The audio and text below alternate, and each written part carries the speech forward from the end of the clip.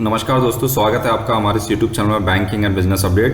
दोस्तों, आज के इस वीडियो में हम AIBA द्वारा ग्रुप मेडिकल इंश्योरेंस के प्रीमियम पे शेयर सर्कुलर को डिस्कस करेंगे। जैसा कि आप देख रहे हैं कि ये सर्कुलर इशूड है 2 अक्टूबर 2022 को।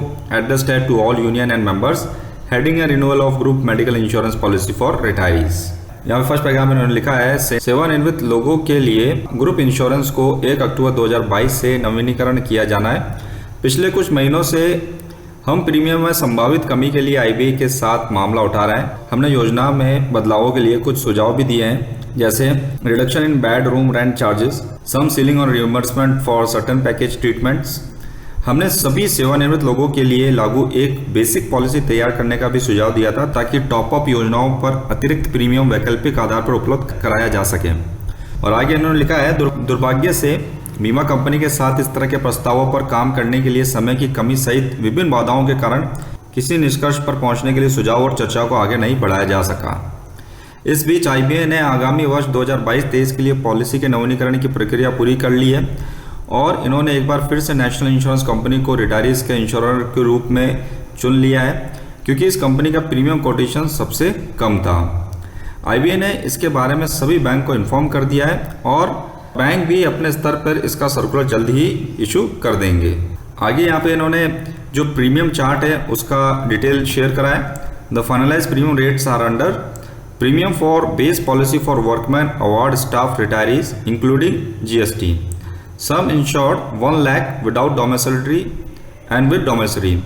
यानी 1 लाख तक का अगर आप सम इंश्योरेंस लेते हैं, रिटायर प्लस स्पाउस है, तो 15,308 आपका प्रीमियम देना पड़ेगा विदाउट डोमिसाइलरी। अगर विद डोमिसाइलरी है तो 25,520 रहेगा। और यही अगर 1 लाख का प्रीमियम आप सिंगल ही लेते हैं तो 10,333 आपका विदाउट डोमिसाइलरी रहेगा और विद डोमिसाइलरी रहेगा 17,226।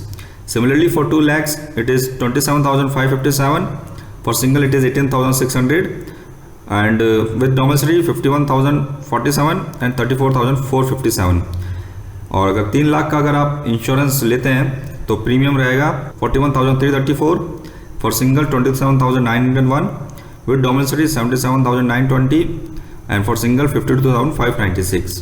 Premium for base policy for officer retirees, इसके अंदर ऊपर वाले जो प्रीमियम है वो सेम है, एक 4 लाख का स्लैब और यहाँ पे ऐड कर दिया गया है। अगर आप 4 लाख का यहाँ पे इंश्योरेंस चूज करते हैं तो उसका प्रीमियम 57,808 होगा, जबकि सिंगल का 39,020 रहेगा और with domiciliary it is 97,776 and single 65,999।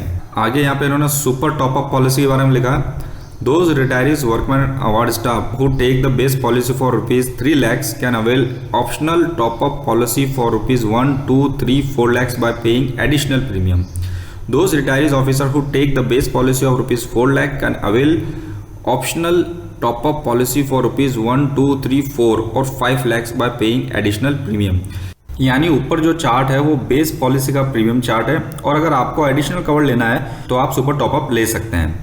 Super top up के लिए कंडीशन यही है कि बेस पॉलिसी में सबसे पहले आपको मैक्सिमम कवरेज चूज करना होगा, देन आप सुपर टॉपअप के लिए अप्लाई कर सकते हैं और उसका जो प्रीमियम रहेगा सुपर टॉपअप का वो बेस पॉलिसी के प्रीमियम में ऐड हो जाएगा। सो सुपर टॉपअप पॉलिसी का चार्ट कुछ इस प्रकार से है। Premium for such super top up policy including GST, super top up amount 1 lakh, retirees plus staff it is 3,730, single 2,508, for 2 lakh it is 6,291 and single 4,246, for 3 lakhs it is 9,639, for single 6,507, for 4 lakh it is 12,475 and for single 8,420, 5 lakh it is 15,180 and for single it is 10,246।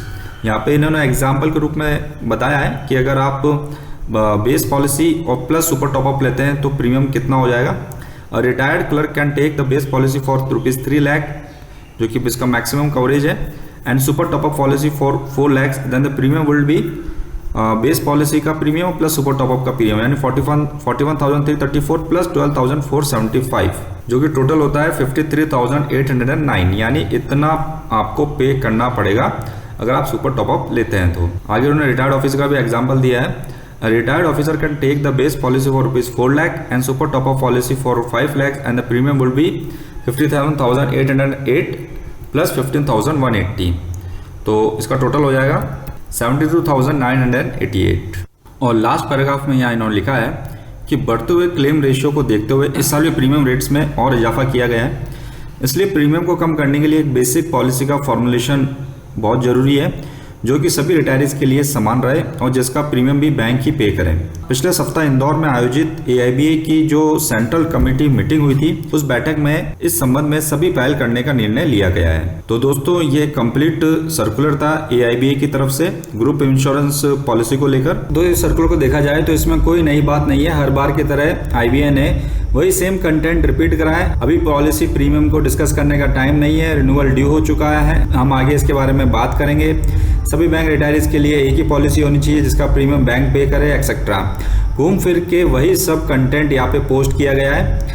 आपको दोस्तों याद दिलाना चाहूँगा कि ये जो policy premium की बात है, ये IBA से काफ़ी समय पहले से चल रही है और आज तक इसका कोई हल नहीं निकला है। और नतीजा ये हुआ कि पॉलिसी रिन्यूअल के लिए ड्यू हो गई है और अब मजबूरन IBA ने जो प्रीमियम डिसाइड करे हैं उस प्रीमियम के बेसिस पे इसको रिन्यू कराना होगा।